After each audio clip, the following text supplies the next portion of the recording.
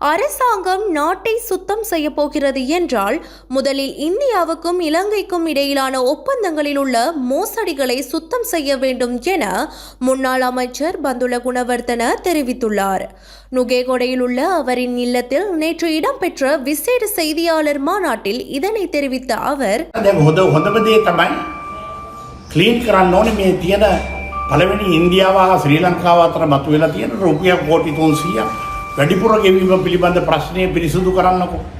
300 கோடி ரூபாய்க்கும் அதிகமாக கைச்சாத்திடப்பட்டுள்ள இந்த திட்டத்தில் உள்ள மோசடி, ஊழல், முறைகேடுகள் போன்றவற்றை கவனத்தில் கொள்ள வேண்டும்.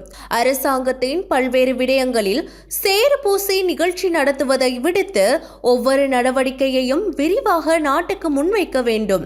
அதற்கான முழு அதிகாரத்தையும் மக்கள் அரசாங்கத்திற்கு வழங்கியுள்ளனர்.